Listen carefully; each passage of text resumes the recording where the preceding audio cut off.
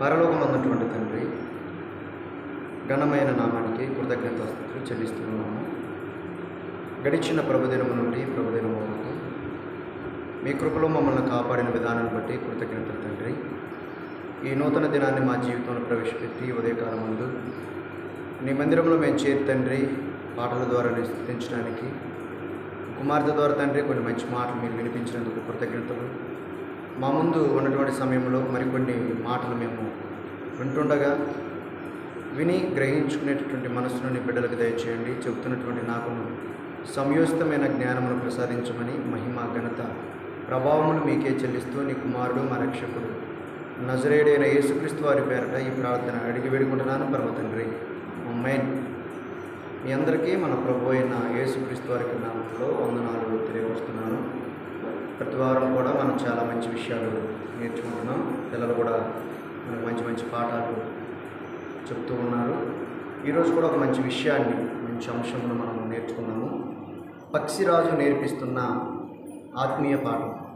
పక్షిరాజు నేర్పిస్తున్న పాఠం గురించి ఈరోజు మనం ఆలోచన చేద్దాం. పక్షిరాజును చూసి ఒక విశ్వాసి నేర్చుకోవాల్సినటువంటి పాఠం.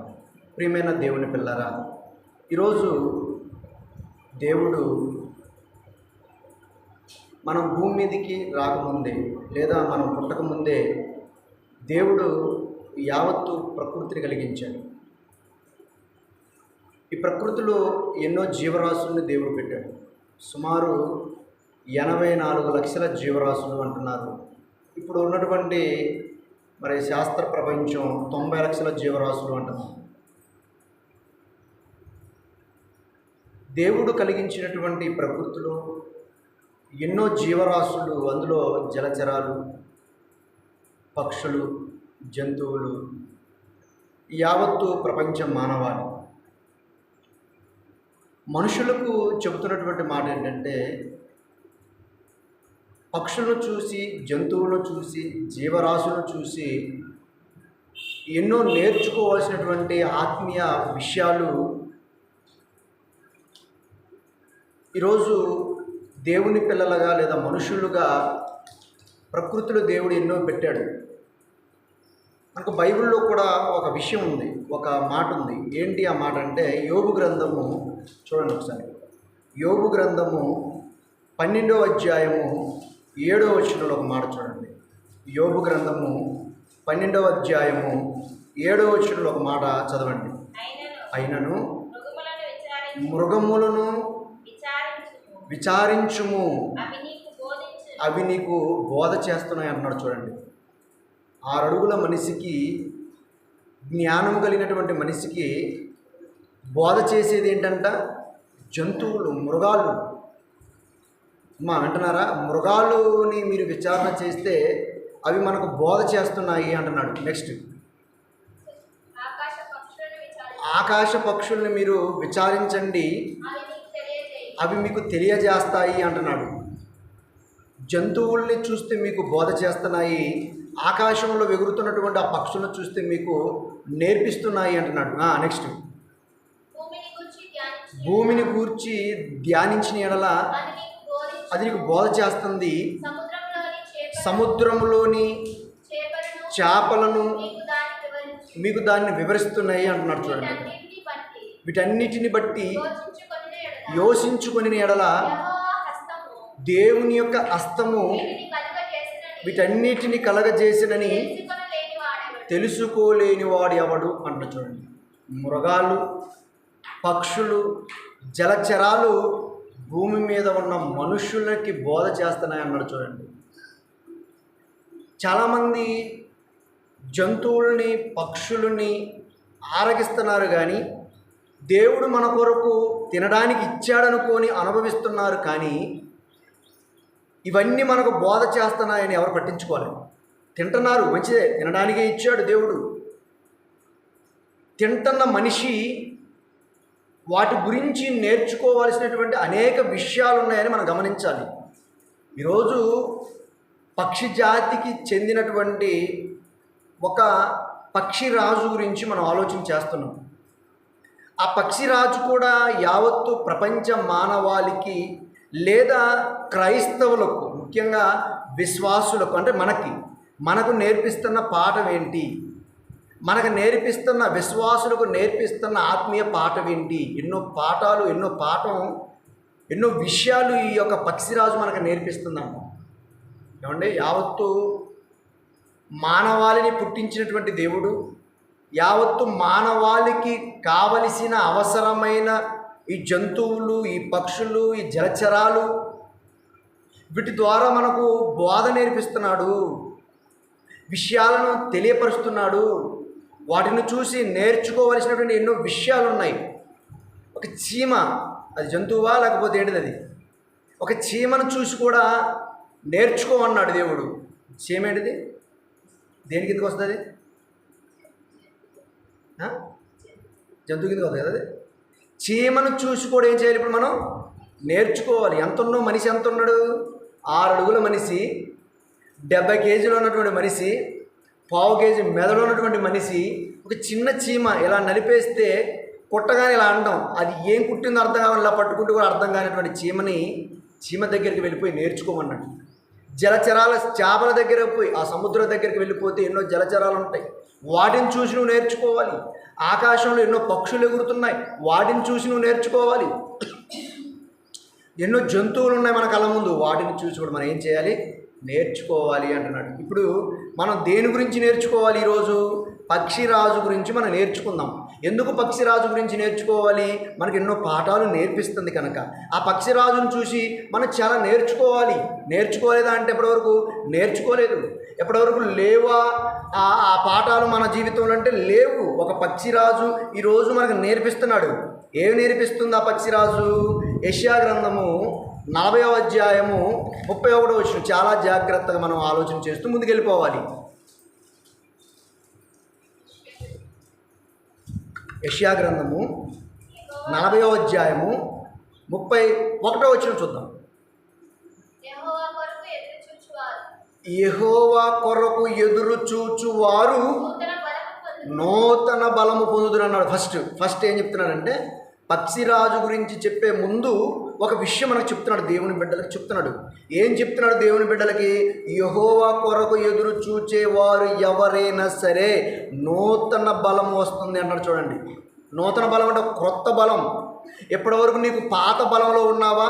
ఎప్పటివరకు నీకు బలమే లేకుండా ఉన్నావా? నువ్వు దేవుని వైపు ఎదురు చూడు. దేవుని చూడటం అంటే ఎక్కడ కనబడతాడు ఆయన?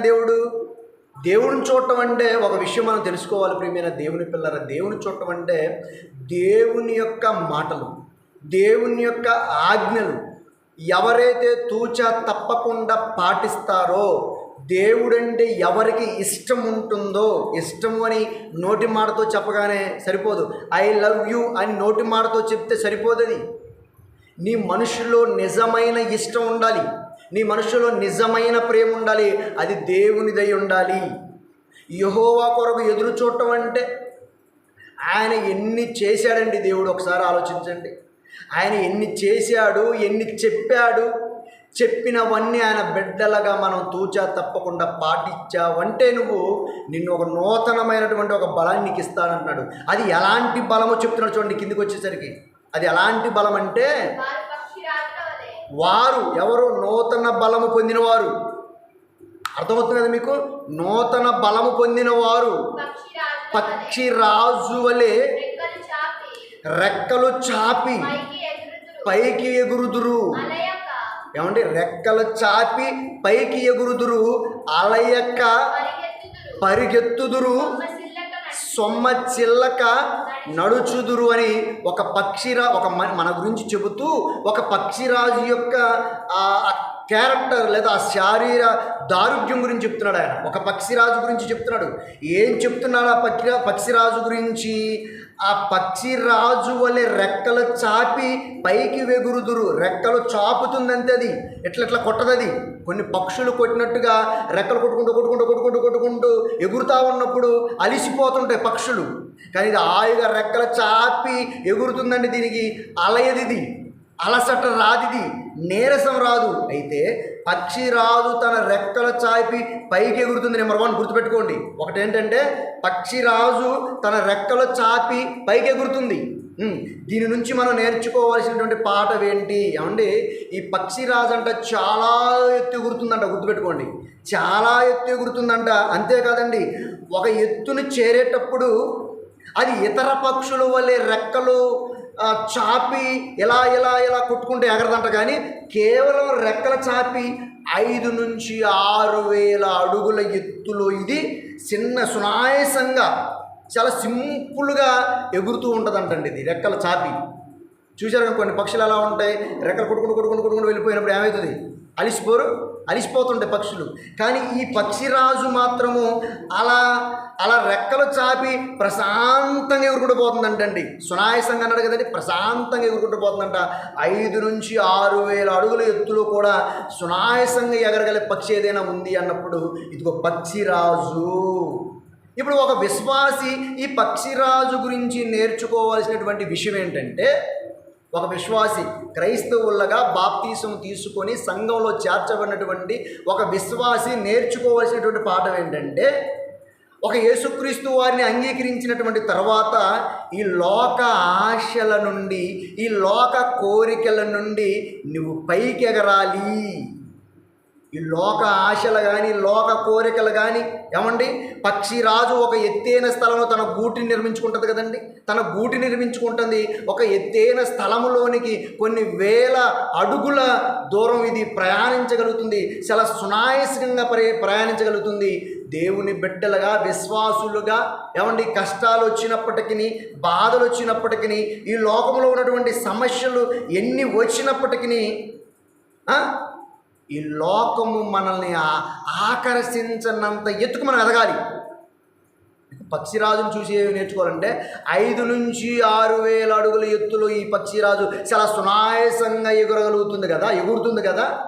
ఇదిగో ఈ లోకము మనల్ని, లోకంలో ఉన్నటువంటి పాపానికి, లోకంలో ఉన్నటువంటి కోరికలకి ఏమంటే ఆకర్షితులు కాకుండా ఉండున్నట్లుగా దేవుని బిడ్డలుగా, ప్రభువుని నమ్ముకున్నటువంటి వారిగా, సంఘంలో చేర్చబడినటువంటి దేవుని పిల్లలుగా, విశ్వాసులుగా ఈ లోకం మనల్ని ఆకర్షించినంత ఎత్తుకు మనం ఎదగాలి.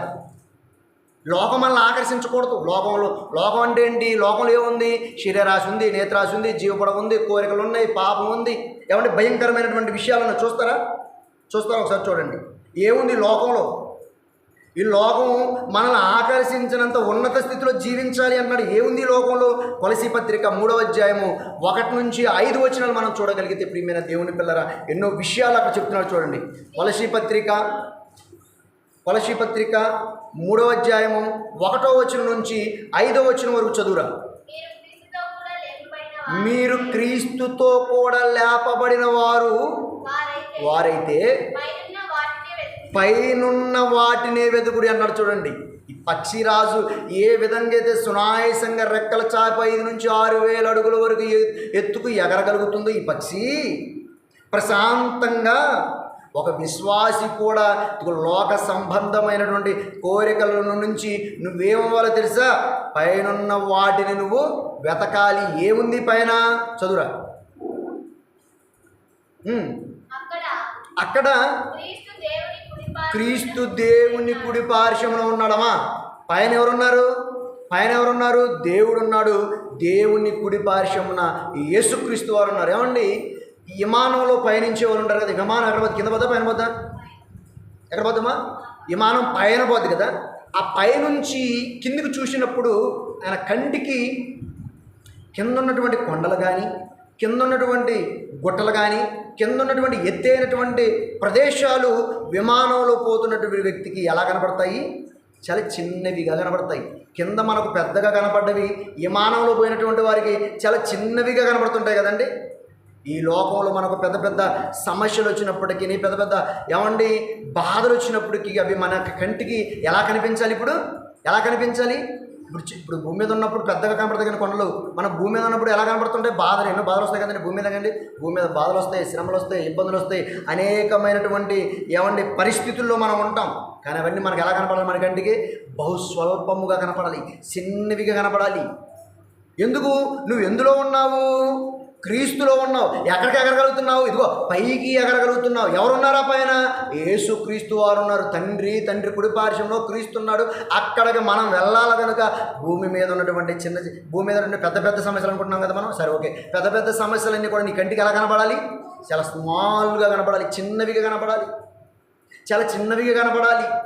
ఎందుకంటే ఈ లోకము మనకు శాశ్వతము కాదు, విలువైనది అంతకన్నా కాదు.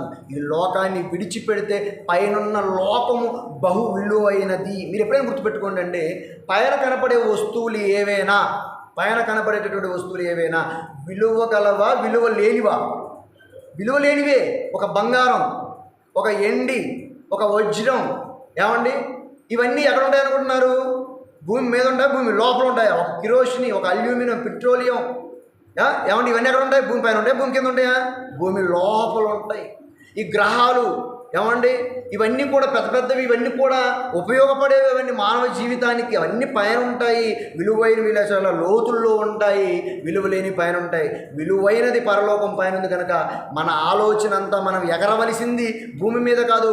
ఈ పక్షిరాజు ఏ విధంగా అయితే సునాయాసంగా ఎగరగలుగుతుందో, రేపటి దినాన మనం పరలోకం వెళ్ళాలంటే ఈ భూమి మీద ఉన్నటువంటి కోరికలు ఇవన్నీ కూడా నీకు చాలా చిన్నవిగా కనపడాలి. ప్రియమైన దేవుని పిల్లరా, ఒక పక్షిరాజు వల్ల ఎన్నో మనం నేర్చుకోవాలి.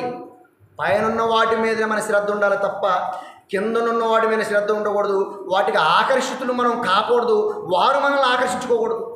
లోకం మనల్ని ఆకర్షించుకో, ఒక బంగారం మనల్ని ఆకర్షించుకోకూడదు, ఒక ఎండి మనల్ని ఆకర్షించుకోవద్దు, ఒక వ్యక్తి మనల్ని ఆకర్షించుకోకూడదు. ఒక పక్షిరాజును చూసి మనం ఎన్నో విషయాలు నేర్చుకోవాలి. ఇంకేముంది ఆ వచనంలో? ఇంకేమున్నాయి చదవండి. పైనున్న వాటి మీదనే కానీ భూ సంబంధమైన వాటి మీద మనసు పెట్టొద్దు. గుర్తుపెట్టుకోండి దేవుని పిల్లలారా, విశ్వాసులారా, ఒక పక్షిరాజును చూసి మీరు నేర్చుకోవాల్సింది ఇదే. ఏమంటున్నాడమ్మా? ఎలాగంటే నీవు మృతి పొందితివి, చచ్చిపోయావు నువ్వు అంటున్నాడు. చూడండి అక్కడ, నీ జీవము క్రీస్తుతో కూడా దేవుని యొద్ద దాచబడి ఉన్నది. నీ జీవం మనకు జీవమై ఉన్న క్రీస్తు ప్రత్యక్షమైనప్పుడు మీరును, అంటే మనందరమును ఆయనతో కూడా ఎక్కడంట? మహిమ అందు ప్రత్యక్షపరచబడుదుము అన్నాడు. చూడండి, ఆయన అంటే మన ఆలోచన, మన చూపు, మన తలంపు, మన ప్రవర్తన మొత్తం కూడా ఎక్కడ ఉండాలి? ఇప్పుడు పైన ఉన్న వాటి మీదనే ఉండాలి. అక్కడ యేసుక్రీస్తున్నాడు. ఆయన వచ్చినప్పుడు మనకు తిరిగి లేపి మనల్ని తీసుకొని వెళ్ళిపోతాడు.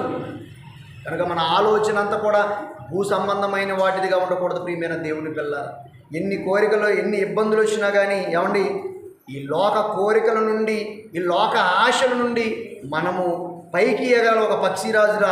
అంతేగాని ఈ లోకానికి మనం ఆకర్షితులము కాకూడదు. మనకు ఎలా కనపడాలంటే, భూమి మీద ఉన్నటువంటి సమస్యలన్నీ కూడా ఎలా కనపడాలంటే చాలా చిన్నవిగా కనపడాలి. నెక్స్ట్ రెండోది, పక్షిరాజును చూసి నేర్చుకోవాల్సినటువంటి రెండో విషయం ఏంటంటే, పక్షిరాజు పైకి ఎగిరిన కనుదృష్టి మాత్రం భూమిపై ఉంటుంది. విన్నారు మీరు ఎప్పుడైనా? పక్షిరాజు పైకి ఎగురుతుంది కదా, దాని కనుదృష్టి ఎక్కడ ఉంటుంది? కింద ఉంటుంది. యోబు గ్రంథం 39వ అధ్యాయం 29వ వచనం చూడండి. యోబు గ్రంథం 39వ అధ్యాయము 29వ వచనం చూడండి. యోబు గ్రంథం 39:29. ఒక పక్షిరాజు పైకి ఎగిరిన దాని కనుదృష్టి ఎక్కడ ఉంటుందంటే భూమిపై ఉంటుంది. ఈ పక్షిరాజు గురించి మనం నేర్చుకోవాల్సిన రెండవ అంశం ఏంటంటే, రెండవ పాఠం ఏంటంటే, అక్కడ నుండి తన ఎరను ఎదుకును, దాని కన్నులు దాని దూరము నుండి కనిపెట్టును. ఏమన్నాడు? ఎక్కడి నుంచి కనిపెడుతుందంటమ్మా? పైనుండే చూస్తే అసలు దాని కళ్ళు ఎంత, ఏమండి, దాని ఎర, దానికి ఆహారం. పక్షిరాజుకి ఆహారం ఎక్కడుంది? ఆకాశంలో ఉందా? ఎక్కడుంది? భూమి మీద ఉంది. మరి భూమి మీద ఉన్నప్పుడు పక్షిరాజు చూపంతా ఎక్కడుంది? భూమి మీద ఉంది. ఎందుకుంది భూమి మీద? దానికి ఆహారం, అది కడుపు నింపుకోవడానికి, దాని ఆకలి తీర్చుకోవడానికి దాని ఆహారం ఎక్కడ ఉందంటే భూమి మీద ఉంది. ఓకే, ఇప్పుడు పక్షిరాజును చూసి మనమే నేర్చుకోవాలి. ఆకాశంలో ఎగురుతున్న పక్షిరాజు కనుదృష్టి భూమి మీద తన ఆహారం కొరకు ఉంటే దేవుని పిల్లలుగా విశ్వాసులుగా మనకు ఉండవలసినటువంటి కనుదృష్టి దేని మీద, ఏ ఆహారం మీద ఉండాలి కనుదృష్టి? ఏమండి బైబిల్లో ఒక మాట రాయబడింది. బైబిల్లో ఒక మాట రాయండి. నశించిన దానిని వెతికి రక్షించడానికి మనుష్య కుమారుడైనటువంటి యేసుక్రీస్తు ఎక్కడికి వచ్చాడు? భూమి మీదికి వచ్చాడు. ఎక్కడున్నాడు ఆయన? పరలోకములో నుండి భూమి మీదికి యేసుక్రీస్తు వారు వచ్చింది. ఎందుకంటే నశించిపోతున్నటువంటి వారిని వెతికి రక్షించడానికి. పక్షిరాజు ఏం చేస్తుంది?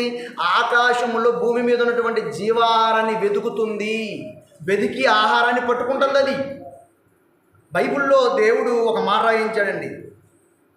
4 లోకసువార్త 19:10 ఏమన్నాడంటే, నశించిన దాన్ని వెతికి రక్షించడానికి నేను ఈ లోకానికి వచ్చానన్నాడు యేసుక్రీస్తు. ఓకే.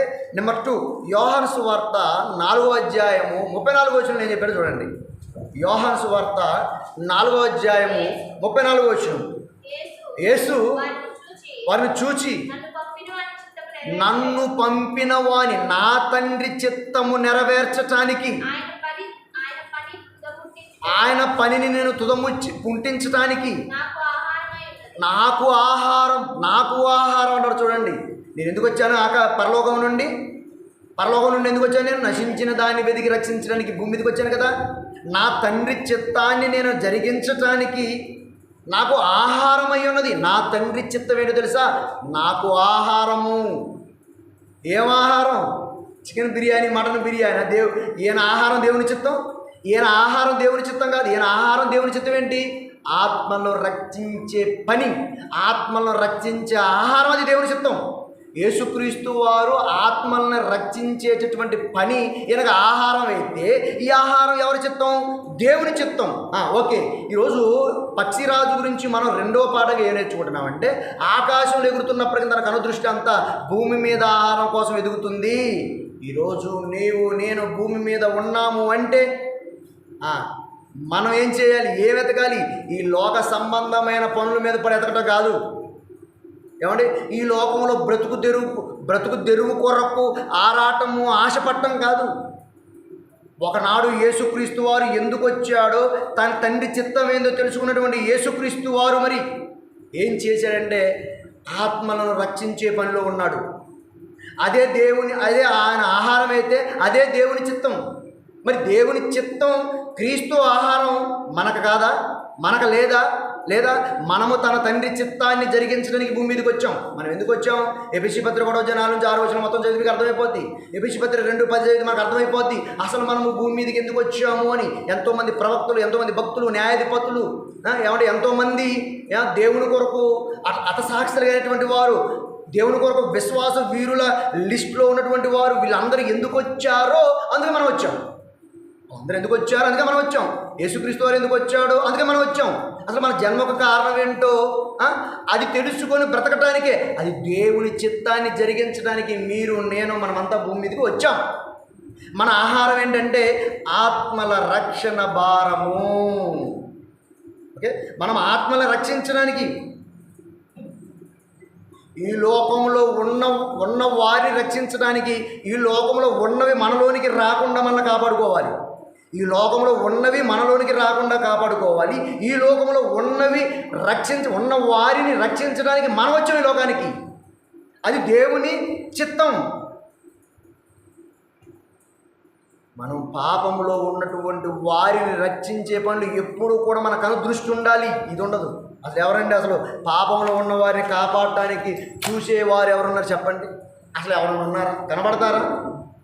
ఎవరైనా బంగారం సంపాదించుకుంటే బంగారాన్ని సంపాదించుకోవాలి అనుకుంటా మన కనుదృష్టి అలానే ఉంటుంది. కొంతమంది పొలాలు, ఆస్తులు, అంతస్తులు, బిల్డింగులు, పదవులు దక్కించుకోవడానికి చూసే కనుదృష్టి ఎలా ఉంటుందో అలానే ఉంటుంది ప్రతి ఒక్కరిది. మరి భూమి మీద బ్రతుకుతున్నటువంటి నరమానవులని రక్షించాలన్న ఆ తపన, ఆలోచన, ఆ దృష్టి ఎవరికుంటా చెప్పండి? మనం ఎప్పుడు చూసినా వారిని రక్షించాలి, వారు దేవుని బలించాలి, దేవుని గురించి చెప్పాలి, అలా ఉండాలి తప్ప మనమే దేవుని విడిచిపెట్టి లోకంలో బతుకుతుంటుంది. ఏం బాగుంది చెప్పండి? లోకంలో ఉన్నవి మనలోనికి రాకుండా చూసుకోవాలి నీ కనుదృష్టి.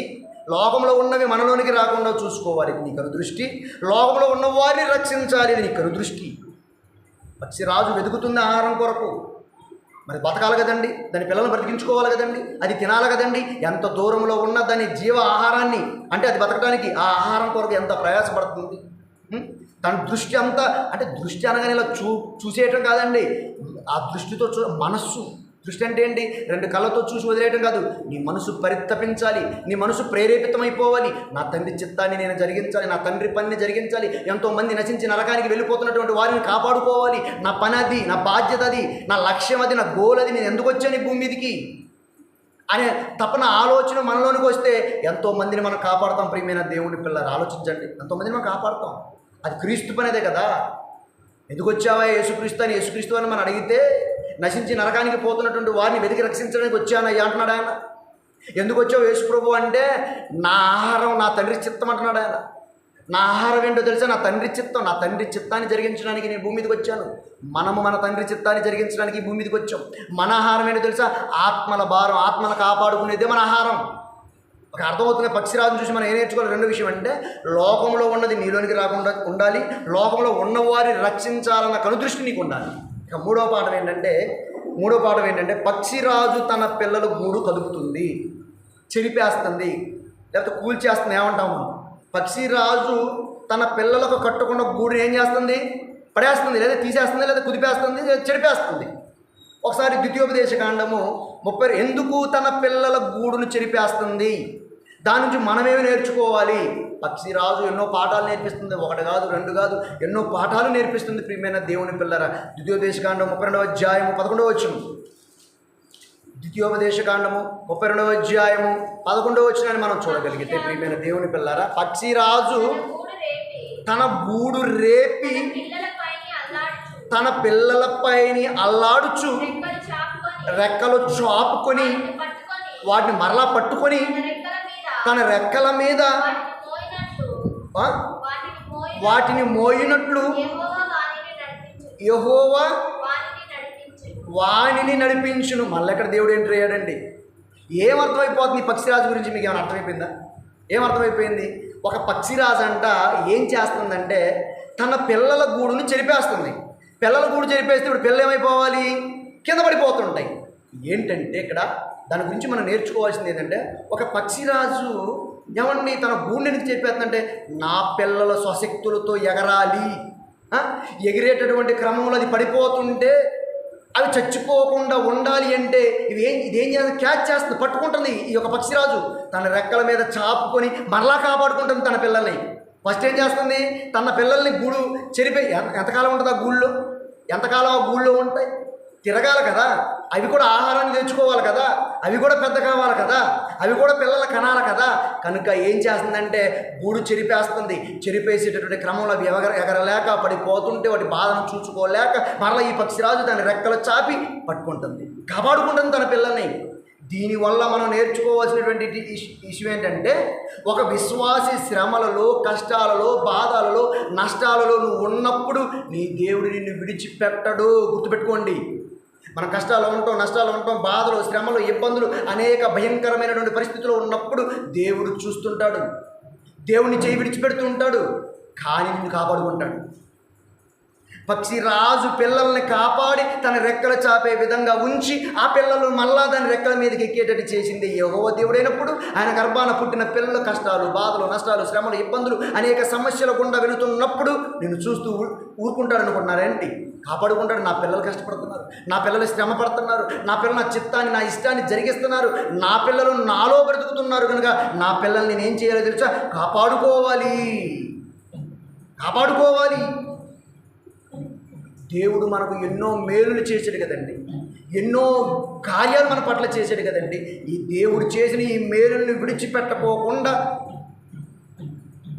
మనము బ్రతుకుతున్నప్పుడు దేవుడు మనల్ని కాపాడుకుంటాడండి.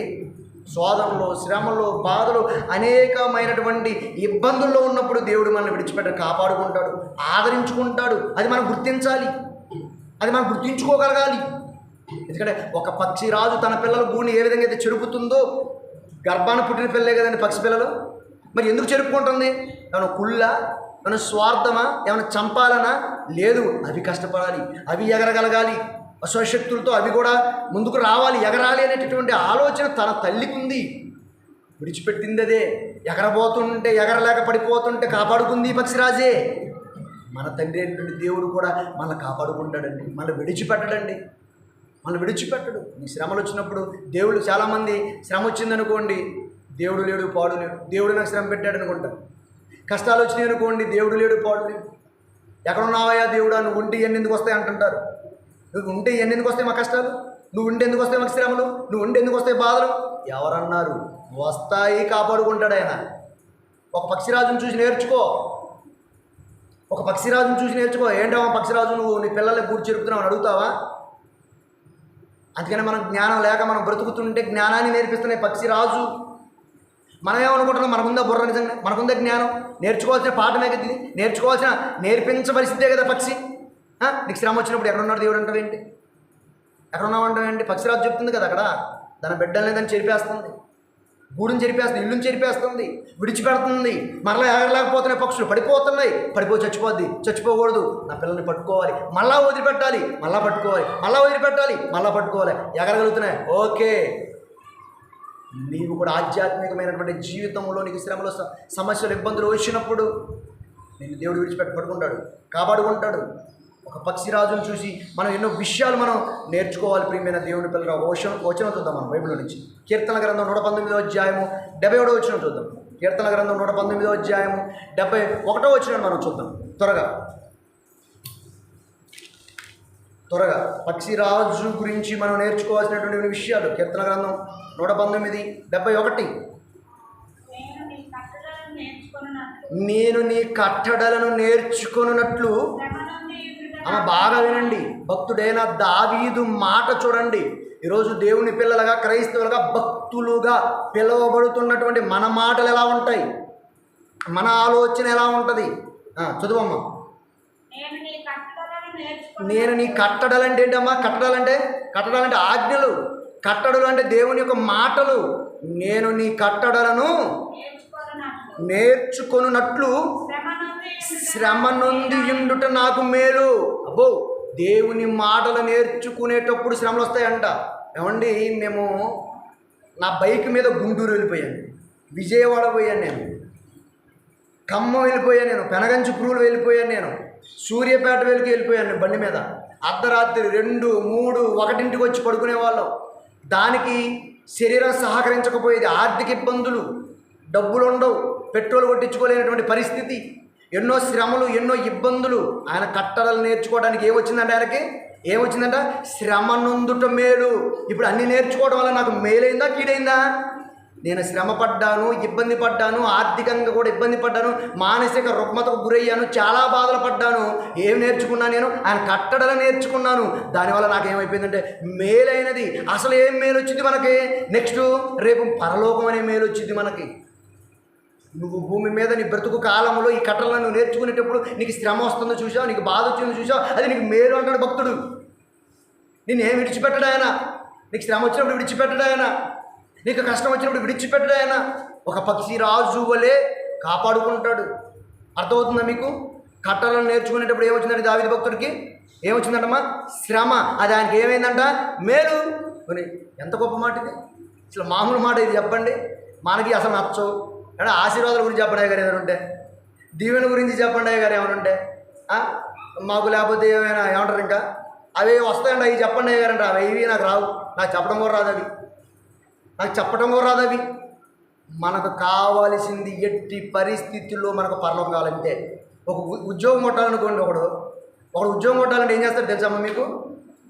తెలుసా? 3 పూటలు బిర్రుగా తిని 9 గంటలకు ముసుగు కప్పుకొని ఏసీ వేసుకొని పడుకొని తెల్లారి 8 గంటలకు లేచి బిర్రుగా టిఫిన్ చేసి మధ్యాహ్నం బిర్రుగా అన్నం, చికెన్ బిర్యానీ, మటన్ బిర్యానీతో తిండి. అసలు తెలుసా మీకు అసలు ఆ విషయాలన్నీ? పడుకోడు వాడు, 12 దాకా పడుకోడు, 3ంటికి లేస్తాడు, మా అంటే 1 గంట 2 గంటలు నిద్రపోతాడు. అర్థమవుతుందా? కడుపు నిండా తినడం, నిద్ర ఉండదు, ఆహారం ఉండదు, డబ్బు ఉండదు, ఏది ఉండదు. చాలా కష్టపడతాడు, శ్రమ పడతాడు, ఇబ్బంది పడతాడు, మానసిక ఇబ్బంది పడతాడు, ఆర్థికంగా ఇబ్బంది పడతాడు, అనారోగ్య పరిస్థితుల్లో ఉంటాడు. అయినా నేనేం చేయాలో తెలుసా? ఉద్యోగం కొట్టాలనుకుంటాడు, ఉద్యోగం కొట్టి తీరతాడు. తనకు మేలేంటో తెలుసా? ఉద్యోగం వచ్చిన తర్వాత తన భార్య, పిల్లలు, తల్లి, తండ్రులు, కుటుంబం మొత్తం కూడా సుఖ సంతోషంగా జీవితం ఆర్థికంగా లేకుండా గడుపుతారండి వాళ్ళు. అప్పటి వరకు కూడా ఏం చేశాడు? చాలా కష్టపడ్డాడు. అది మేలైందా ఏమైనా? మేలు. ఆఫ్టర్ ఆల్ భూమి మీద 60, 70, 80, 100 సంవత్సరాలు బతకటానికే నువ్వు ఇంత కష్టపడి ఇంత ఉద్యోగం చేసుకొని నువ్వు ఇంతగా ఆశీర్వదింపబడ్డావని నువ్వు చెప్పుకుంటున్నావే, దాని ముందు ఎంతో శ్రమ పడ్డావే. మరి పరలోకం రావాలి అంటే, ఒక ఉన్నతమైన స్థితిలోనికి నువ్వు వెళ్ళాలి, నేను వెళ్ళాలి, మనం వెళ్ళాలి అంటే భూమి మీద ఏం చేయాలి తెలుసా? శ్రమ పడాలి. అది నీకు మేలు. శ్రమ పడాలి, అది నీకు మేలు. శ్రమ కోరుకోండి. శ్రమలో దానివల్ల ఏదో కొద్ది కాలం శ్రమ వచ్చిందని చెప్పేసి దేవుడే లేడన్నావు అనుకో, నువ్వే ఉండవు. తెలుసా? దేవుడే లేడన్నావు నువ్వు ఉండవు. ఆ విషయం ఇది గుర్తుపెట్టుకోవట్లా. చాలామంది దేవుడి మీద ఆడిపోసుకున్నారు. వీళ్ళు ఎవరు లేరు భూమి మీద, దేవుడు ఉన్నాడు. వీళ్ళు ఎవరు లేరు భూమి మీద, దేవుడు ఉన్నాడు. దేవుని అనరాని మాటలు అని చచ్చిపోయి నరకానికి వెళ్ళిపోయిన వారు ఎంతోమంది భూమి మీద లేరు. దేవుడు ఉన్నాడు. ఈరోజు మనుషులు చంపుతూ ఉంటారు. చాలా బాధ అనిపిస్తుందండి. వీడైనా బతుకుతాడా? మొన్న వినుకొండ అనుకుంటండి, వైన్ షాపు వాడు గుమస్తా, వైన్ షాపులో వాడు నడు రోడ్డు మీద కత్తితో వేసి చంపేశాడండి. అసలు ఎలా మనసు ఒప్పుతుంది ఒక మనిషిని చంపాలంటే? చూడలేక చూశానండి నేను దాన్ని. అటు చెయ్యి ఊడిపోయింది, ఆల్రెడీ తప్పించుకోలేకపోయాడు. ఈడబెట్టి ఆస్తున్నాడండి, చంపేశాడంతే. ఇంకా వాడు బతుకుతాడా? బతుకుతాడా? బతకడు కదండి వాడు, బతకడు. ప్రియమైన దేవుని పిల్లరా, మనకు శ్రమలు వస్తాయి, నేను కాదనట్లేదు.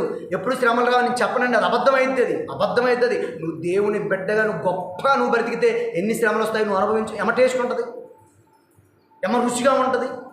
మీకు ఆ విషయం తెలియదు. చికెన్ బిర్యానీ ఎంత బాగుంటుంది తినేటప్పుడు, దానికి ముందు ఎంత కష్టపడాలి, అంతే కదమ్మా. పాపం ఆడవాళ్ళు అయితే ఆ వంటగదిలోకి వెళ్ళిపోయి రీసెర్చ్ చేస్తూ ఉంటారు. రీసెర్చ్ ఎవరు? అందరూ ఏదో శాస్త్రవేత్తలు రీసెర్చ్ అనుకుంటారు. మీరు ఒక తిక్కలో మీరే రీసెర్చ్ చేస్తారు. మీరే శాస్త్రవేత్తలు. వంటగదిలో పోవాలి. ఆ కూర టేస్ట్ రావాలంటే ఎన్ని ఐటమ్స్ చేస్తారండి. ఆ ఐటమ్స్ పెట్టుకునే ప్లేస్ ఎలా ఉంటుంది, ఒక్కొక్క ఐటమ్స్ తీసి వేసింది వేయరు. మళ్ళా కరెక్ట్గా ఒక సమపాలులో వేస్తారు. నాణ్యతతో సమపాలులో ఒక క్వాలిటీగా ఆ బిర్యానీ చేస్తారు. ఆ చికెన్ బిర్యానీ చేస్తారు. చేసేటప్పుడు ఎంత శ్రమ పడుతుంది, ఎంత కష్టపడుతుంది, ఎంత బాధపడుతుంది, ఎంత మైండ్ స్ట్రెస్ అవుతుంది, ఎంత బుర్ర ఉపయోగించాలి. చేసిన తర్వాత కూర్చొని తింటుంటే ఉంటుంది దాని మజా. టేస్టీగా ఉంటుంది కదా. ఇది కూడా అంతేనండి. నువ్వు శ్రమపడు, కష్టపడు, బాధపడు, నీకు నెక్స్ట్ వచ్చే సీన్ ఉంటుంది. మామూలు కూడా దాన్ని టేస్టీగా ఉంటుంది. అనుభవించండి ఒకసారి. అదే నేను అయ్యగారు ఎప్పుడు శ్రమలు మధ్య మొత్తం అయ్యే కదండి మనం చెప్పుకునేది. యేసు ముద్రల కారించి కూడా ఏం చెప్పుకుంటాం మనం? శ్రమల గురించే. శ్రమల వల్ల అనేక ప్రయోజనాలు ఉన్నాయి. 2-3 వారాలు చెప్పుకున్నాం కదా మనం. అందుకని ముందు యేసు ముద్ర గురించి 2 వారాలు ఏం చెప్పుకున్నాం అనుకుంటా. ఇప్పుడు ఈ పక్షిరాజు గురించి మనం నేర్చుకుంటున్నటువంటి విషయంలో ఇన్ని వచ్చిన మన దేవుడు విడిచిపెట్టండి. అది గుర్తుపెట్టుకోవాలి. పక్షిరాజు గురించి మనం నేర్చుకోవాల్సినటువంటి ఒక అద్భుతమైనటువంటి పాఠం ఏంటంటే అది. నెక్స్ట్ 4వ విషయం, పక్షిరాజు శత్రువుతో పోరాడును. పక్షిరాజు ఎవరితో పోరాడుతుంది? ఎవరా పక్షిరాజు శత్రువు? చెప్పగలుగుతారు ఎవరన్నా? పక్షిరాజుకి శత్రువు పాము. ఎవరండి?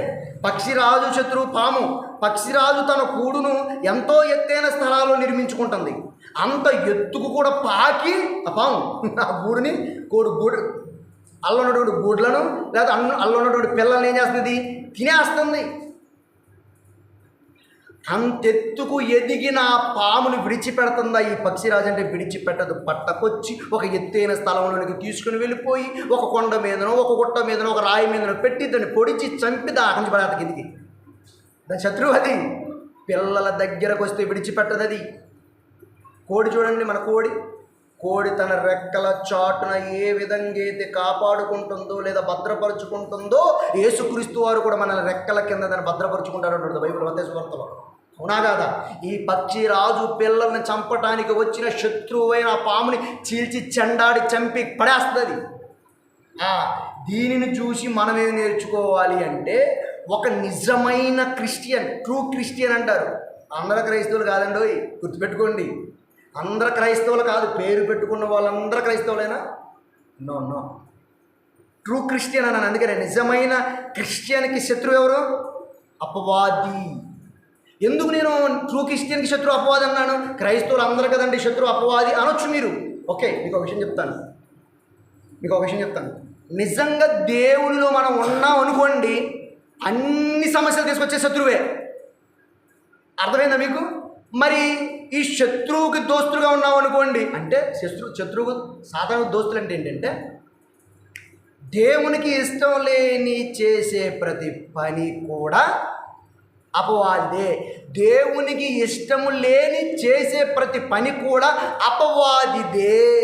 అప్పుడు నువ్వు అపవాది సంబంధివా లేకపోతే యేసు సంబంధివా?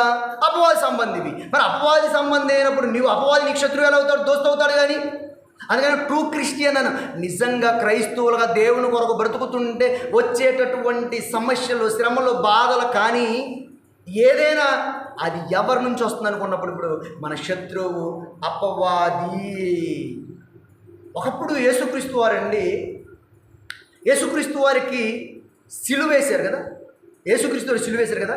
ఎప్పుడైతే యేసుక్రీస్తు వారు సిలువలో మరణించాడో అపవాది తల మీద కాలు పెట్టి చిత్తక తొక్కి పగలగొట్టేశాడండి అపవాదిని. అంటే యేసుక్రీస్తు తాగకూడదనే కదండి అపవాది ఉద్దేశం. ఏంటి? యేసుక్రీస్తు వారు చావద్దు. యేసుక్రీస్తు వారు చచ్చాడంటే అపవాదిని తొక్కాడని అర్థం. గుర్తుపెట్టుకోండి, యేసుక్రీస్తు వారు చావకూడదు. యేసుక్రీస్తు వారిని ఏ విధంగా బ్రతికించాలని పేతురులోకి దూరాడు కదండి. ఈ మరణము నీకు అసంభవం రాదు అన్నాడండి పేతురు. అపవాది నువ్వు వెళ్ళు అన్నాడు పేతురు గురించి. అంటే యేసుక్రీస్తు వారు చావకూడదని అపవాది ఉద్దేశం అయితే యేసుక్రీస్తు వారు చచ్చాడు కనుక అపవాదిని తొక్కాడని మనం గమనించాలి. అందుకనే మీ కాళ్ళ క్రింద శీఘ్రముగా మాట రోమపత్రిక 16వ అధ్యాయం 20వ వచనం చదవండి. క్షమించండి, యాకోబు పత్రిక 4:7. ఫస్ట్ యాకోబు పత్రిక 4వ అధ్యాయము 7వ వచనం చూడండి. యాకోబు పత్రిక 4వ అధ్యాయము 7వ వచనం. కాబట్టి దేవునికి లోబడి ఉండండి, అపవాదిని బెదిరించండి, అప్పుడు వాడు మీ యొద్ద నుండి ఏమవుతాడు? పారిపోతాడు. మనం పారిపోతున్నామా? మన దగ్గర నుంచి అపవాది పారిపోతున్నాడు? ఆలోచించండి మీరు. అపవాది పారిపోతున్నామా? మీరు అపవాదిని బెదిరిస్తే వాడు పారిపోతాడు. అపవాదిని ఎదిరించడం అంటే వాడి మాటలు ఒక్కటి కూడా మీరు లక్ష్య చేయొద్దు. వాడి మాటలు ఒకటి కూడా మీరు పట్టించుకోవద్దు. వాడు చెప్పిన ఒక్క పని కూడా మీరు చేయొద్దు. ఒక పని చేయడం అంటే నాడుకోవద్దనా? అంటే దేవునికి వ్యతిరేకమైనటువంటి పనులన్నీ కూడా అపవాది పనులు అయితే ఆ వ్యతిరేకమైనటువంటి పనులు మీరు చేయొద్దు అని ఎదిరించండి. వాడి మీద నుంచి ఏమవుతాడు తెలుసా? పారిపోతాడు. ప్రియమైన దేవుని పిల్లారా, అందుకే ఒక మాట అన్నాడు. రోమపత్రిక 16వ అధ్యాయం 20వ వచనంలో ఒక మాట అన్నాడు. రోమపత్రిక 16వ అధ్యాయం 20వ వచనంలో మంచి మాట రాయబడి చూడండి. అక్కడ సమాధానకర్తయగు దేవుడు సాతానును మీ కాళ్ళ క్రింద శీఘ్రముగా చితక త్రొక్కించును. ఇప్పుడు సాతాను తొక్కుతున్నామా? సాతానుతోనే తొక్కించుకుంటున్నామా? ఈరోజు నువ్వు దేవుని మందిరంకి వచ్చావంటే నువ్వు సాతాన్ని త్రొక్కుంటూ వచ్చావని అర్థం. నేను దేవుని మందిరానికి వచ్చి వాక్యం చెప్తున్నానంటే నేను సాతాను త్రొక్కుంటూ వచ్చాను. నేను సాకులు చెప్పి నా చేత కావట్లేదు, ఎంత దూరం నేను ప్రయాణం చేయలేకపోతున్నాను, ఆర్థిక ఇబ్బంది అయిపోయింది, బండిలో పెట్రోల్ కూడా లేదు, నా పరిస్థితి కూడా బాగలేదు, నేను రానని ఇంట్లో పడుకున్నాను అనుకోండి, ఏమైనట్టు? నేను సాతానుతో తొక్కించుకున్న వాడనై ఇంట్లో పడుకున్నాను. ఇప్పుడు నేనేం చేశాను తెలుసా? వాడిని త్రొక్కుంటూ వచ్చేసాను ఇక్కడికి. మీరేం చేశారు? వాడిని తొక్కుంటూ వచ్చేసారు ఇక్కడికి. రాని వాళ్ళు సాతానుతో త్రొక్కించుకున్నారని అర్థం. ఇక్కడ నువ్వు దేవుని పనులు, దేవుని కార్యక్రమాలు, దేవుని యొక్క గొప్పతనం గురించి నువ్వు సమాజానికి చెప్పకుండా నువ్వు ఉన్నావంటే నువ్వు చేసే పని ఏంటి తెలుసా? అపవాదితో నువ్వు త్రొక్కించుకున్నావని అర్థమవుతుందమ్మా? సాతానుని మీ కాళ్ళ కింద పెట్టి శీఘ్రముగా ఎందుకు తొక్కించుచున్నాడు? నువ్వు ఆయన మాటలు విని ఆయన మాటల ప్రకారంగా నువ్వు బ్రతుకుతున్నావు గనుక, ఆయన ఆజ్ఞలని, ఆయన కట్టడలను నువ్వు శ్రమ పొందుతూ నువ్వు నేర్చుకొని నువ్వు బ్రతుకుతున్నావు గనుక అపవాది ఇప్పుడు ఏం చేస్తావు? నువ్వు త్రొక్కి వేస్తున్నావు. లేదంటే నువ్వే త్రొక్కించుకుంటున్నావు. అపవాది ఏం చేసింది? పాముని ఆ పక్షిరాజు ఏం చేసింది? కాళ్ళ కింద త్రొక్కింది, పొడిచింది, చంపింది, బండ మీద నుంచి కింద పడేసింది, చంపి పడేసింది. శత్రువు పాము, మనకు శత్రువు అపవాదే. వాడిని ఎదిరించి మీద నుంచి పారిపోతుంది. వాని అవసరం ఈ కాళ్ళ కింద త్రొక్కండి అని చెప్తున్నాడు. చూడండి, యోహాను పత్రిక 1 యోహాను పత్రిక 4వ అధ్యాయం 4వ వచనం. 1 యోహాను పత్రిక 4వ అధ్యాయం 4వ వచనం. చిన్న పిల్లలారా అంటే ఇక్కడ పడుకున్నటువంటి సండే స్కూల్ పిల్లలు కాదండి. చిన్న పిల్లారంటే మనమే. ఆయనకు మనం ఎప్పుడు కూడా చిన్నపిల్లమే. ముదిమి వచ్చే వరకు ముద్దాడువాడు దేవుడు మనల్ని. ఎప్పుడు మనం చిన్నపిల్లమే ఆయనకి. తెలుసా మీకు? చిన్నపిల్లలారా మీరు ఎవరు అనుకుంటున్నారమ్మా? ఇప్పటి వరకు మీరు దెయ్యం సంబంధులు అనుకుంటున్నారు. ఏంటి? మీరు దేవుని సంబంధులు. మీలో ఉన్నవాడు లోకంలో ఉన్నది ఎవరు? మరి ఇప్పుడు అపవాది. మీలో ఉన్నవాడు లోకంలో ఉన్నవాడి కంటే అపవాది కంటే గొప్పవాడు కనుక మీరు వారిని జయించి ఉన్నారన్న. గొప్పవాడైన దేవుని విశ్వసించి నమ్ముకొని బ్రతుకుతున్నటువంటి మనము అపవాదిని చూసి పడిపోతే భయపడితే ఏం ప్రయోజనం చెప్పండి? మీలో ఉన్నవాడు మీలో మీలో మీలో మనలో ఎవరున్నారు? ఇప్పుడు ఏముందా? దేవుడు ఉన్నాడు అనుకుంటున్నారా? మనలో దేవుడున్నాడు. మనలో దేవుడున్నాడంటే లోకంలో ఉన్నవాడు అపవాది, వాడికంటే గొప్పవాడు ఎవరు? మన దేవుడు. అంటే మన దేవుడు గొప్పవాడైనప్పుడు వాడిని ఏమవ్వాలి? మనం ఇప్పుడు జయించాలి. జయించే జయశీలుడిగా ఈరోజు మనం ఉండాలి. ప్రియమైన దేవుని పిల్లలు ఆలోచన చేయండి. మనలో ఉన్నవాడు ఎవరు? ఇప్పుడు మనలో ఉన్నవాడు ఎవరు? గొప్పవాడు. లోకంలో ఉన్నవాడు గొప్పవాడు కాడు. లోకంలో ఉన్నవాడు లోకంలో ఉన్నదంతా వాడిది. లోకంలో గొప్ప చేసేది వాడు. ఆడికంటే కూడా గొప్పవాడు మన దేవుడైతే ఆ దేవుని మనం నమ్మితే ఎంత గొప్పవాళ్ళు మనం. ఎవరికి ఇవన్నీ అర్థం కాదండి అసలు. ఇవి ఎవరు అనుభూతిలోనికి వెళ్ళటం లేదు, అనుభవించలేకపోతున్నారు. ఆ దేవునిని అనుభవించలేకపోతున్నారు. ప్రియమైన దేవుని పిల్లరా, అపవాదిని మనం త్రొక్కేయాలి. పక్షిరాజు గురించి మనం నేర్చుకోవాల్సింది ఏందా? వాడు శత్రువు పాముని చంపిపడేశాడు. మన శత్రువు ఎవరు? సాతాను. మనం ఏం చేయాలి తెలుసా? చంపిపడేయాలి, తొక్కేయాలి, వాడిని జయించాలి. 5వ విషయం చూద్దాం పక్షిరాజు గురించి. ఓకేనా? పక్షిరాజు తన బలాన్ని నూతన పరుచుకుంటుందంట. పక్షిరాజు తన బలం ఉంది తెలుసా? అది నూతన పరుచుకుంటుందంటే ఎలా నూతన పరుచుకుంటుంది? ఏమండి, మీకు కొన్ని విషయాలు చెప్తాను పక్షిరాజు గురించి. పక్షిరాజు దీర్ఘకాలం జీవిస్తుంది. అంటే సుమారు 70 సంవత్సరాల చిల్లర. మనకెంత వయసు? మనకు కూడా అంతే. ఇప్పుడు ముసలి వయసు ఉంటుంది చూసిన 70-80 సంవత్సరాలు. పక్షిరాజు వయసు కూడా 70-80 సంవత్సరాలు. గుర్తుపెట్టుకోండి. అంటే మనిషి వయసే ఈ పక్షిరాజుకు ఉందన్నమాట. ఈ 70-80 సంవత్సరాలు 70 సంవత్సరాలు దాటిన తర్వాత ఈ పక్షిరాజు ఏదైతే ఉందో తన ఎంట్రుకలు ఉన్నాయి కదండి, తన ఎంట్రుకలు పాతగిలిపోతాయి. ముక్కు గోర్లు ఇవన్నీ పట్టుత్వాన్ని కోల్పోతుంటాయి. ఆ ముక్కు కానీ ఆ చేతులు కానీ ఆ ఎంట్రుకలు ఇవన్నీ పాతపడిపోయి ఊడిపోయి ఆ గోళ్ళు ముక్కు ఒక బండబారి ఒక పట్టుత్వాన్ని కోల్పోతుంటే తన శక్తిని కోల్పోతుంది. అంటే తన శక్తిని కోల్పోయినప్పుడు ఏం చేస్తుంది? ఇప్పుడు మనం ఇందాక ఏమనుకున్నాం, 5,000 నుంచి 6,000 అడుగులు ఎగరగలదు, సునాయాసంగా రెక్కలు చాపుకొని ఎగరగలదు, శత్రువైన పామును కూడా చంపిపడేసేటటువంటి ఆ బలం దానికి ఉంది కదా.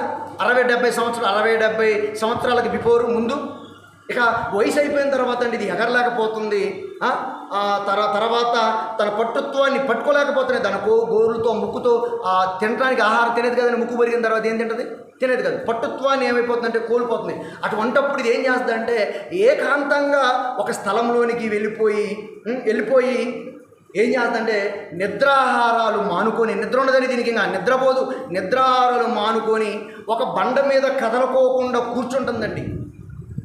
కొన్ని దినాల వరకు కూర్చొని తనకున్నటువంటి పాత ఎంట్రుకలన్నిటిని కూడా ఏం చేస్తుందంటే పూర్తిగా రాలే వరకు వేదన పడుతూ ఉంటుందండి. పూర్తిగా రాలే వరకు తీసేసుకుంటుంది. అదే ఎంట్రుకలు మొత్తం తీసేసుకుంటుంది. అది ఎంతో అవస్థ పడుతూ ఉంటుంది. దానికి గోళ్ళు ఉన్నాయి కదండి, దాని గోళ్ళు దాని ఎంట్రుకలు ఇవన్నీ కూడా తీసేసుకుంటుంది. బండకేసా ముక్కు కొట్టుకుంటూ ఉంటుంది. ఎంత బాధ అనుభవించింది. ఇవన్నీ ఓడబీక్కుంటుందండి. ఓడబీక్కొని కొన్ని రోజుల తర్వాత క్రొత్త ఎంట్రుకలు, క్రొత్త గోరులు, క్రొత్త ముక్కు, ఒక క్రొత్తదనం అనేది దాంట్లోకి వస్తుందండి. ఆ క్రొత్తదనము రావాలంటే క్రొత్త ఈకలు, క్రొత్త ముక్కు, క్రొత్త గోరులు రావాలి అన్నప్పుడు ఒక నూతన యవ్వనం అది పొందుకోవాలంటే దాని ముందు ఎంతో కష్టపడుతుందండి. అది 70 సంవత్సరాల వయసు వరకు అది చాలా చక్కగా చాకచక్యంగా ఎగరగలుగుతుంది కదండి. అది 70 సంవత్సరాలు వచ్చేసరికి వృద్ధాప్య దశలోకి వెళ్ళిపోయేసరికి దాని బలం పోగొట్టుకొని ఆ బండబారినటువంటి వాటి అన్నింటిని కూడా ఒక ఎత్తైన స్థలంలోకి వెళ్ళిపోయి ఒక బండ మీద కూర్చొని కొన్ని దినాలది చాలా కష్టపడి మరలా ఒక నూతన బలాన్ని పొందుకుంటుంది. ఈ పక్షిరాజు గురించి మనమే నేర్చుకోవాలి. దానికి నూతన రెక్కలు, నూతన బలము, నూతన గోళ్ళు, నూతన ముక్కు, ఎంతో సంపాదించుకుంటే ఎంతో ఆనందంతో మరల పైకి ఎగిరిపోతుంది. అది ఎగరలేని స్థితిలో ఉన్న పక్షిరాజు మరలా ఎగిరే స్థితిలోనికి వెళ్ళిపోతుంది అంటే ఒక క్రొత్తదాన్ని, ఒక యవ్వన బలాన్ని అది తీసుకొచ్చుకుందండి. ఎవరు? పక్షిరాజు. దాని కొరకు ఏం పడింది? ఇప్పుడు శ్రమ. దాని కొరకు ఏం పడింది? కష్టం పడింది. అలాగే ఒక క్రైస్తవులమైనటువంటి మనము కూడా మన భక్తి జీవితంలో అలిసి శక్తిని కోల్పోయినప్పుడు, ఏమంటే అలిసిపోయి శక్తిని కోల్పోయినప్పుడు ఇక అయిపోయింది నా పని అనుకుంటావా? అనుకోకూడదు. ప్రార్థన చేయి. నువ్వు ప్రార్థన చాలా ప్రాముఖ్యమైనది. ఎవరో ప్రార్థన చేయకుండా ఉండకూడదని, ప్రార్థన ఖచ్చితంగా చేసుకోవాలి. ప్రార్థన చాలా ప్రాముఖ్యమైనది. దేవుని వాక్యం బాగా చదువుకోవాలి. నూతన బలాన్ని నువ్వు పొందుకోవాలి. దేవుని వాక్యం చదవాలి. నువ్వు అలిసిపోయినప్పుడు, నీకు శ్రమ వచ్చినప్పుడు, బాధపడినప్పుడు, నువ్వు అన్నీ పోయినాయి నాకు ఇంకేమీ లేదు అనుకున్నప్పుడు, నువ్వు భక్తి జీవితంలో నువ్వు అలయకోకుండా శక్తిని కోల్పోయినప్పటికీ కూడా మళ్ళీ నువ్వు శక్తిని పొందుకోవాలి. నువ్వు ప్రార్థన చేసుకో, దేవుని వాక్యం చదువుకో, నువ్వు దేవుళ్ళు నిలబడు. నువ్వు మరలా నీకు నూతన బలం, ఒక పక్షి రాజు వలి యవ్వన బలం నీకు కూడా వస్తుంది. నూతన పరచబడతాం అంటున్నాడు. ఎలా నూతన పరచబడతాం? దేవుని యొక్క వాక్యం ద్వారా నూతన పరచబడతాం. ప్రియమైన దేవుని పిల్లలు, కీర్తన గ్రంథం 103వ అధ్యాయం 5వ వచనం చూడండి. కీర్తన గ్రంథం 103:5. 103వ అధ్యాయం 5వ వచనం. ముగిస్తాను నేను, అయిపోవచ్చును. 103వ కీర్తన 5వ వచనం. పక్షిరాజు యవ్వనము వలె నీ యవ్వనము క్రొత్తదగునట్లు మేలుతో నీ హృదయమును తృప్తిపరుచుచున్నాడు అన్నాడు. చూడండి ఏమర్థమైపోయింది ఇప్పుడు ఇక్కడ మీకు? పక్షి రాజు యవ్వనమలే నీ యవ్వనం కూడా క్రొత్తదగునట్లు మేలుతో నీ హృదయాన్ని ఏం చేస్తున్నాడు అంటే ఆయన తృప్తిపరుస్తున్నాడు అన్నాడు. చూడండి ప్రియమైన దేవుని పిల్ల, పక్షి రాజు యవ్వనంలోకి వచ్చింది కదా. ఒకప్పుడున్న ఈకలు, ఒకప్పుడున్న గోర్లు, ఒకప్పుడున్న ముక్కు మొత్తం తీసేసుకొని చక్కగా మరలా 5 నుంచి 6 వేల అడుగుల ఈ ఎత్తుకి ఎగరగలేనటువంటి స్థితిని మరలా కొత్తదనాన్ని తెచ్చుకుంది ఆ పక్షిరాజు. మనము కూడా ఒక పక్షిరాజు వలె యవ్వన బలము మనం పొందాలి అంటే నీ హృదయం, నీ మనస్సు ఎలా ఉండాలంట? నూతనంగా బాగున్నట్లు నేను ఏం చేస్తున్నాను తెలుసా? వాక్యం చేత తృప్తిపరుస్తున్నాడు. ప్రతిరోజు వాక్యం వింటున్నాను, ప్రతిరోజు నువ్వు దేవుని మాటలు వింటున్నావు. వాటి ద్వారా నువ్వేం చేస్తావు? యవ్వన బలాన్ని తీసుకొచ్చుకో. వృద్ధాప్య దశలో ఉన్నవాడు కూడా యవ్వనంలో రావాలంటే ఇదే. నేను వృద్ధుడిని, ముసలివాడిని అయిపోయింది, నేను నవ్వలేకపోతున్నాను, కూర్చోలేకపోతున్నాను. ఓకే, నీలో ఉన్న ఆత్మ మాత్రం, నీలో ఉన్నటువంటి ఆత్మ మాత్రం నూతన యవ్వనం రావాలి. ఆత్మకి వయసు ఉందా? చిన్నపిల్లల్లో ఉన్న ఆత్మ, యవ్వనంలో ఉన్నటువంటి ఆత్మ, వృద్ధుల్లో ఉన్నటువంటి ఆత్మ ఒకటే. దానికి ముసల మొట్ట 10 సంవత్సరాలు 20 సంవత్సరాలు ఏముండదమ్మా. ఆత్మ ఎప్పుడు కూడా ఒకే వయసు. ముసలోళ్ళలో ఉన్నటువంటి ఆత్మ కూడా ఒకటే వయసు. కనుక ఆత్మలో ఏం రావాలి తెలుసా? నూతన బలం. దైవజనులు వాక్యం చెబుతున్నప్పుడు నూతన బలాన్ని పొందుకోవాలి. నువ్వు నీ శరీరం కుంటుపడవచ్చు, నడవలేకపోవచ్చు, నీ ఆత్మ మాత్రం ఎలా ఉండాలి? ఆలోచన చేయాలి. ప్రియమైన దేవుని పిల్లల, ఆత్మ బలం నూతన బలమై ఉండాలి. ఒక పక్షిరాజు యవ్వన బలం ఏ విధంగా అయితే తెచ్చుకోగలిగిందో, నీ దేవుని మాటల ద్వారా నువ్వు యవ్వన బలాన్ని తెచ్చుకో.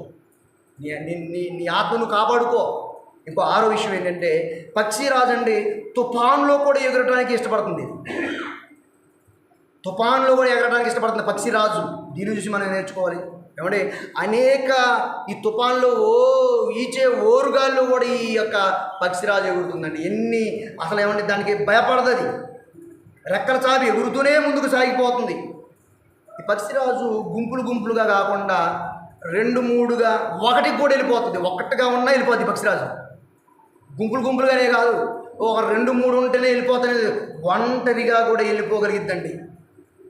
అది కొన్నిసార్లు ఒంటరిగా కూడా ఎగురుతూనే ఉంటుంది. దేవుని బిడ్డలైనటువంటి మనం, విశ్వాసులమైనటువంటి మనం ఏమండి అందరిలో ఉండక ప్రత్యేకంగా ఉండేవారిగా ఉండాలి. అందరిలో ఉండకూడదు మనం. అందరిలో ఉండకూడదు మనం. అందరిలో ఉండకూడదు అంటే ఆ జనాల మధ్య నుంచి వెళ్ళిపోయి అరణ్యంలో బతుకుతామనే ఆడ బతికారు పంప తీసి, అయ్యగారు అందరిలో ఉండొద్దు అన్నాడు, ఒంటరిగా బతుకుతాను అనమాకండి. వాళ్ళ ఆలోచనలు, వాళ్ళ మనస్సు, వాళ్ళ క్రియలు, వాళ్ళ కార్యక్రమాలు అనేవి మనలో ఉండకూడదు అంటున్నాను నేను ఇక్కడ. ఇది ఒంటరిగా ఎగురుతుంటుంది. మనము శ్రమలలో ఏమో తెలుసా? పోరాడాలి. ఈ శ్రమలలో, పోరాటాలలో ఒంటరిగా ఎదుర్కోగలగాల. నీకు శ్రమలు వస్తాయి. ఏమండి నువ్వు ఎన్నో ఇబ్బందుల్లోకి వచ్చేస్తావు. నువ్వేం చేయాలి? ఒంటరి దానిగా నువ్వు ఏం చేయాలి? పోరాటం చేయాలి. ఇదేదో 10 మంది ఉండే పక్షుల్లో జాబితాలు నేను వెళ్ళిపోతాను, కనీసం ఒక 5 ఉండాలి, కనీసం 2 మంది 2 ఉండాలి పక్షులు అనుకోదు. ఇది ఒంటరిగా కూడా ఎగరలేదు. నువ్వు ఒంటరిగా పోరాడగలగాలి, ఒంటరిగా నువ్వు నిలబడగలగాలి. అర్థమవుతుందా మీకు? ఒంటరిగా నువ్వు నిలబడాలి. నీటి ప్రవాహానికి ఎదురీదే చేపలా నువ్వు ఉండాలి. నీటి ప్రవాహం వస్తుందని చేప ఏం చేస్తుంది? ఎదిగిపోద్దా? చూసారా ఎప్పుడన్నా? చూడండి, మీరు చెరువులో చూడండి, చెరువులలో కూడా చూస్తాం మనం. చెరువులో చూస్తాం, ఇంటి ముందు చెరువులో చూస్తాం, నదుల్లో చూస్తాం, సముద్రాల్లో కూడా చూస్తాం. ఆ చేప ఆ ప్రవాహం అలా నెట్టుకుంటూ వస్తుంటే ఇది పారిపోదు, ఇటు ఎదురు ఈరిద్ది, ఎదురు నిలబడద్దా చేప. ముందుకు వెళ్ళిపోవాలి నేను అనేది దాని లక్ష్యం, అది దాని గోల్. అది మనకి కొద్ది శ్రమ వచ్చింది, దేవుడు వెళ్ళిపోవాలి, దేవుడు విడిచిపెట్టి బతికాలి చాలామంది ఉన్నారండి. నాకు పిచ్చి లేదని చూస్తే. అందుకని బాధతో చెప్తానండి, నేను కొద్ది సమస్య వచ్చి దేవుని విడిచిపెడతాను. నువ్వేం శ్రమలు పొందుకుంటావు? నువ్వు నీకు పరలోకం వద్దా? ఈ కొద్ది శ్రమలకు నువ్వు బాధపడబోతుంది. నరకంలో ఎంత బాధపడాలనుకున్నారు? ఆ విషయం తెలుసుకోవాలి కొంచెం. చాలా బాధ ఉంది అక్కడ, శ్రమ ఉంది, చాలా కష్టం. అది అగ్ని ఆరదు, పురుగు చావదు, భయంకరమైనటువంటి వాతావరణం. అది నీటి ప్రవాహానికి ఎదురీతి చేప బరువు ఎంతంటే ఆ చేపలను నువ్వు ఉండాలి. ఆ చేపలను నువ్వు ఉండాలి.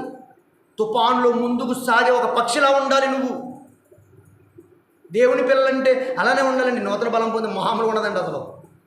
దేవుని గురించి వినపడుతున్నప్పుడు, ప్రకటింపబడుతున్నప్పుడు, వెళ్ళాలనుకున్నప్పుడు, చేయాలనుకున్నప్పుడు మామూలుగా ఉండదు. వెళ్ళిపోవటమే అంతే దూసుకొని. ఏమొచ్చినా నువ్వు అవన్నీ గుర్తురా. మనం యవ్వన బలం ఉంది, లోపల ఏముంది? మళ్ళీ మామూలు లేదు, నూతన బలం ఉంది. ఆత్మ బలం పొందుకుంటుంది. అది శరీరం సహకరించాలి. శరీరం బాగా ఓకే, లోపల ఆత్మ మామూలు లేదు, అది యవ్వనంలో ఉంది. అది సురుకులు ఎత్తుతుంది, అది ఉరుకులు ఎత్తుతుంది, అది వెళ్ళిపోవాలంతే. ఇంకా చేప ఎదురుగా వెళ్ళిపోతుంది, పక్షి తుఫానికి ఎదురుగా వెళ్ళిపోతుంది. ఆగదు, తుఫాను వచ్చింది, ఆ గూళ్ళో మూసుకుందాం అనుకోదు. అది మనిషి కూడా అలానే ఉండాలి. మత్తయి సువార్త 5:11-12 చెప్తున్నాడు మీకు. 5వ అధ్యాయం 11-12లో ఒక మంచి విషయం చెప్తున్నాడు చూడండి. 5వ అధ్యాయం 11వ వచనం. 5వ అధ్యాయం 11వ వచనం. నా నిమిత్తం మిమ్మల్ని ఏం చేస్తారంటే జనులు మిమ్మల్ని హింసించి మీ మీద అబద్ధముగా చెడ్డ మాటలల్లా పలుకున్నప్పుడు మీరు ధన్యుడు అన్నాడు. చూడండి, ఎన్నో వస్తాయి మన వల్ల, ఎన్నో శ్రమలు వస్తాయి, కానీ మీరు ధన్యులు అంటున్నాడు. గొప్పవాళ్ళు పరలోకం మందే అంటున్నాడు. ఆ శ్రమలు వచ్చినప్పుడు, ఆ బాధలు వచ్చినప్పుడు, ఇబ్బందులు వచ్చినప్పుడు ఏం చేయకూడదు? వెనక్కి రాకూడదు, పక్షిరాజులా ముందుకెళ్ళు. చేపల ఆ ఎదురెళ్ళు అంతే. ఇంకా నువ్వు ముందుకెళ్ళి అంతే. ఇంకా నువ్వు విశ్వాస జీవితంలో ఏం చేయాలి? ఎప్పుడు ముందే.